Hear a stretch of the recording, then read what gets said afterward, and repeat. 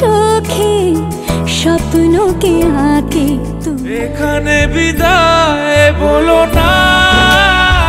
Tollywood তারকা দেব ও শুভশ্রীর প্রেমের গল্প যেন কারো অজানা নয়। হঠাৎ প্রেমের বিচ্ছেদ হওয়ায় পর্দায় আর একসঙ্গে কাজ করতে দেখা যায়নি তাদের, কিন্তু 10 বছর পর ধূমকেতু সিনেমার মাধ্যমে আবারও অনস্ক্রিনে রোম্যান্স করতে দেখা যাবে দেব ও শুভশ্রীকে। এরপর থেকেই এই জুটির প্রত্যাবর্তনকে ঘিরে যেন উন্মাদনার শেষ নেই দর্শক মহলে। তারই এক ঝলক দেখা গেল ধূমকেতু ছবির ট্রেলার মুক্তির অনুষ্ঠানে।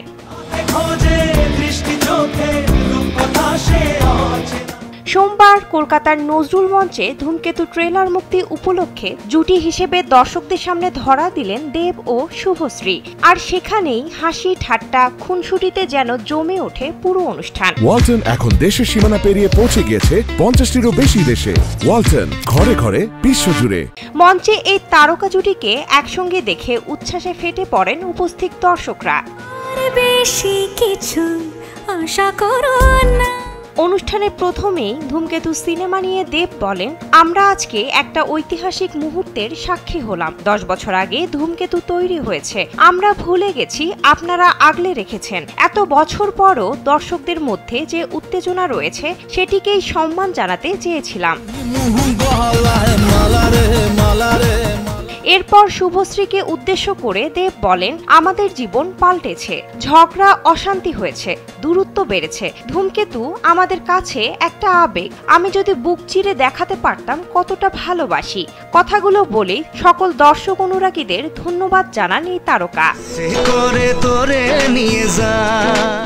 এরপর অনুষ্ঠানের উপস্থাপক শুভশ্রীকে প্রশ্ন করেন তিনি দেবকে কিছু বলতে চান কিনা। উত্তরে চ্যালেঞ্জ সিনেমার সেই ভাইরাল সংলাপ দিয়ে শুরু করেন অভিনেত্রী।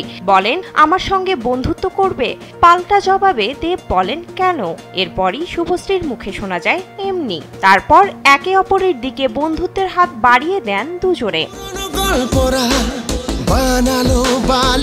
পরবর্তীতে দেবের সঙ্গে জুটি বাঁধা প্রসঙ্গে শুভশ্রী বলেন, আমি এবং দেব আমাদের জুটিটাকে বাঁচাতে কখনোই খুব বেশি চেষ্টা করিনি।